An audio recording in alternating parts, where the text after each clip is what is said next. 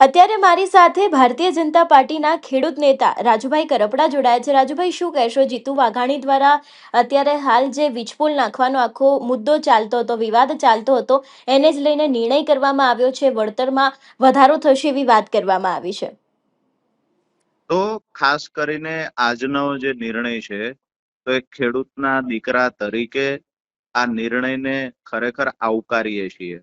હું હમ. ભારતીય જનતા પાર્ટીમાં છું, ભારતીય જનતા પાર્ટીનો નેતા છું અને પ્રશંસા કરું છું એવો વિષય નથી.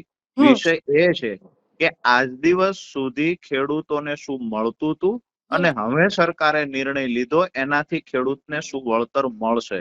આ હમ. બંને તફાવતો જે છે એ ઉડીને આંખે વળગે એવું છે. હમ. મહત્વની વાત એ છે કે આ વિષયને લઈને માત્ર હીરોગીરી ન કરી હમ. અને મુખ્યમંત્રી શ્રીને ખેડૂતોને સાથે રાખી હું મારી સાથે પ્રકાશભાઈ વરમોરા હોય, કાંતિભાઈ અમૃતિયા સાથે અવારનવાર ચર્ચા થઈ, સુરેન્દ્રનગર જિલ્લાના સંગઠનના આગેવાનો, આ હમ. બધા સાથે મળી હમ. અવારનવાર 2 થી 3 વખત મુખ્યમંત્રીને મળ્યા છીએ, ડેપ્યુટી મુખ્યમંત્રીને મળ્યા છીએ, હમ. કૃષિ મંત્રી જીતુભાઈ વાઘાણી સાથે પણ મુલાકાતો થઈ. ત્યારે પણ અમને આશ્વાસન આપવામાં આવ્યું હતું ખરેખર ખેડૂતોની માંગણી શું છે અને હમ. એ મુજબ વળતર મળે એ રીતે કઈક નિર્ણય લઈએ છીએ. તમામ જિલ્લાના કલેક્ટરો પાસેથી હમ. બજાર કિંમતો અને ખરેખર શું વળતર આપી શકાય એ બાબતે લાંબા સમયથી અભ્યાસ થઈ રહ્યો હતો અને સરકાર ખેડૂતના હિતમાં પોઝિટિવ હતી.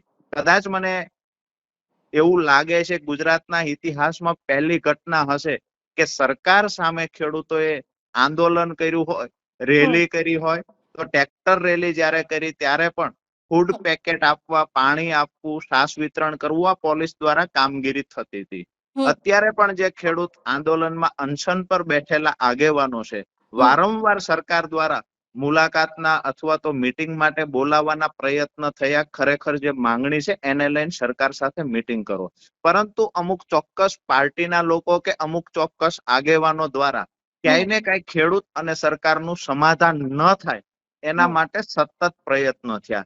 તેમ છતાંય સરકાર દ્વારા ખેડૂતો આગેવાનો સાથે મળી અને ક્યાંય ને ક્યાંય ખેડૂતનો જે માંગણી હતી એ બાબતે વિચારણા કરી અને આજે જે નિર્ણય લીધો છે, તો અમે જે ખેડૂતોની વાત લઈને જતા હતા પરફેક્ટ એજ મુજબનો નિર્ણય સરકાર દ્વારા લીધો છે. હમ. ત્યારે માન્ય મુખ્યમંત્રી અને નાયબ મુખ્યમંત્રી સાથે કૃષિ મંત્રીનો હૃદયથી આભાર વ્યક્ત કરીએ છીએ. હમ. મહત્વની વાત એ છે કે હમ. ખેડૂતોની માંગણી એ હતી કે પહેલા વળતર જે ચૂકવાતું હતું એ જંત્રીના 200 ગણા પોલમાં વળતર ચૂકવાતું અને જંત્રીના 30% વળતર કોરિડોરમાં. જે હમ. કોરિડોર માનો કે આ જે લાઈન નીકળી છે 765 કેવી ની લાઈન છે, તો હમ. એના જે કોરિડોરની નીચે 67 મીટરનો પહોળો પટ્ટો ગણવામાં આવે. હમ. માનો કે 100 મીટરનું ખેતર લંબાઈ વાળું છે, એને ગુણ્યા 67 એટલે 6700 મીટરનું વળતર ખેડૂતને મળે. હમ. તો એમાં જંત્રીના 30% હતા પહેલા.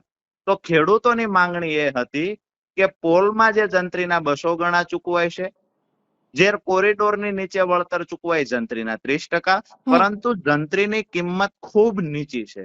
તો ક્યાંય ને ક્યાંય બજાર કિંમતને ધ્યાનમાં રાખીને વળતર ચૂકવવામાં આવે. તો આજે ખૂબ સારી બાબત એ છે કે સરકાર દ્વારા નિર્ણય લીધો છે કે માર્કેટ રેટ કમિટી એટલે કે MRC ની રચના કરવામાં આવશે. જે બજાર કિંમત છે એ બજાર કિંમતને ધ્યાને રાખીને વળતર ચૂકવવામાં આવશે, નહીં કે જંત્રીને ધ્યાનમાં રાખી. બીજી વાત સાથે એ પણ થઈ છે, હમ. જે આજની આ કમિટી હતી એમાં હર્ષભાઈ સંઘવી હોય, માન્ય મુખ્યમંત્રી ભૂપેન્દ્રભાઈ હોય, જીતુભાઈ હોય કે પછી કૌશિકભાઈ વેકરિયા હોય, ઋષિકેશભાઈ હોય, આ તમામની આગેવાનીમાં જે એક નિર્ણય લેવાયો છે હમ. એમાં મહત્વની વાત એ પણ છે કે પહેલા 40% પોલ ઉભો થતો હોય ત્યારે વળતર ચૂકવાતું, 40% જયારે કોરિડોર એટલે કે તાર ખેંચાતા હોય ત્યારે ચૂકવાતું અને 20% કામ પૂર્ણ થયા પછી ચૂકવાતું. સરકારે નિર્ણય લીધો છે જે રકમ નક્કી થાય એકી સાથે 100% વળતર ખેડૂતને ચૂકવી દેવાનું. હમ. અને સમય મર્યાદા પણ નક્કી કરી છે હમ. કે જે કિંમત નક્કી થાય એને તાત્કાલિક અસરથી એક સાથે કામ પૂરું થયા પહેલા ખેડૂતને વળતર ચૂકવી દેવાનું છે. હમ. એટલે મને એવું લાગે છે ક્યાંય ને ક્યાંય કે ખેડૂત હિતમાં જે ખેડૂતોની માંગણી હતી, ખેડૂતોએ જે માંગ કરી હતી એ મુજબ સરકારે ખેડૂતોની વાતને માની છે અને વળતર ચૂકવવા માટે સરકારે ખેડૂતોની ચિંતા કરી છે. આજે આ બંને નિર્ણયો છે એની સાથે સાથે મહત્વની વાત એક કરીએ તો જ્યારે જેતપર આજુબાજુના ખેડૂતોને ત્યાં પોલ નખાશે તો ઔપચારિક કિંમત હું કહું, ઘણા લોકોને એવું થાય કે બજાર કિંમતના 30%, 45% અને 60% રકમ નક્કી થઈ છે તો આ વળતર કેટલું ચૂકવાશે? તો ક્યાંય ને ક્યાંય અમુક ખેડૂતોને, માનો કે જેતપર વિસ્તાર છે તો એ બાજુના ખેડૂતોને 40 લાખ થી લઈને, જેના ખેતરની લંબાઈ માનો કે 100 મીટર થી ઉપર છે તો 40 લાખ થી લઈને 70 લાખ રૂપિયા સુધીનું વળતર ખેડૂતોને ચૂકવાશે.